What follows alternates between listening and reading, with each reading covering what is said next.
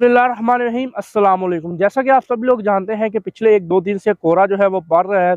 इस कोहरे की वजह से बहुत से काश्तकार भाई जो है वो भागे फिरे हैं कि जो हमारी ओपन फसलें हैं या जिसके अंदर हमारा आलू की फसल आ जाती है, जो नया हाइब्रिड से बरामद किया हुआ बीज होता है, उसको जो लगा के वो जो फसल होती है उसको हम किस तरीके से बचाएं, या जो हमारी स्ट्रॉबेरी की फसल होती है उसको हम किस तरीके से बचाएं, पपाया की हमारी फसल है उसको हम कैसे बचाएं। इस तरह के बहुत सी और दीगर फसलात हैं जिनको बचाना मुश्किल होता है पॉलीथीन के अलावा।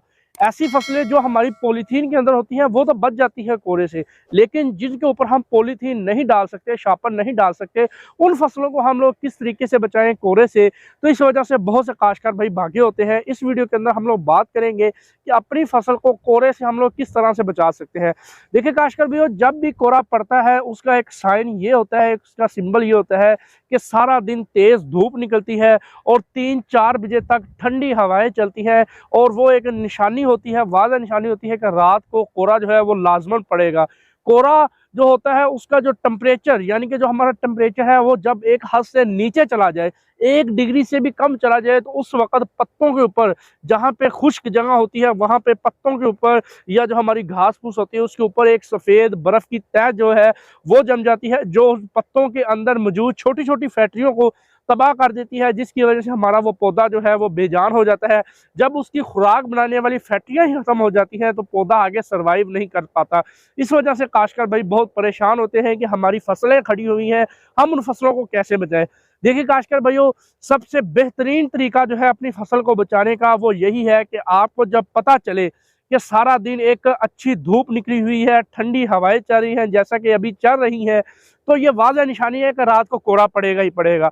तो आप लोग अपने खेत के अंदर, आपकी जो मर्जी फसल हो, आप लोग अपने खेत के अंदर 10 बीजे या 10 बीजे के बाद हल्का हल्का पानी लगा दें। उस पानी से होगा ये कि जो नमी होगी वो बरकरार रहेगी, आपकी ज़मीन के अंदर ज़्यादा खुश्की नहीं होगी, जिसकी वजह से जो कोहरे से आपकी जो फसल होगी वो काफ़ी हद तक महफूज हो जाएगी।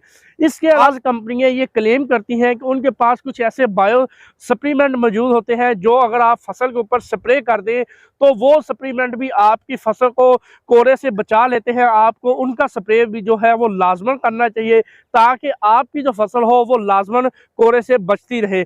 इन दिनों के अंदर होता यह है कि हमारी जितनी भी फसल जो ओपन फील्ड के अंदर मौजूद होती है उनमें से ज़्यादातर फसलें जो होती हैं कोहरे की वजह से ख़त्म हो जाती हैं, जिसकी वजह से हमारा बहुत ज़्यादा नुकसान होता है। क्योंकि जब चीज़ें ख़त्म होना शुरू हो जाएंगी तो मंडियों के अंदर जो है सप्लाई एंड डिमांड की जो एक चैन चल रही होती है वो डिस्टर्ब हो जाती है, जो चीज़ें हैं उनके रेट हाई हो जाते हैं, ख़ास तौर पे सब्जियों की जो कीमतें हैं वो ऊपर चली जाती है। इसी तरह जो दीगर दूसरी फसलात होती हैं उनकी भी जो कीमतें हैं ऊपर चली जाती हैं, क्योंकि हमारी जो एक चीज़ है वो ही ख़त्म हो जाती है। उसका जो खुराक बनाने का निज़ाम जो बेसिक होता है वही हमारा जब डिस्टर्ब होता है तो ये सारा निज़ाम हमारा धर्म भरम हो जाता है।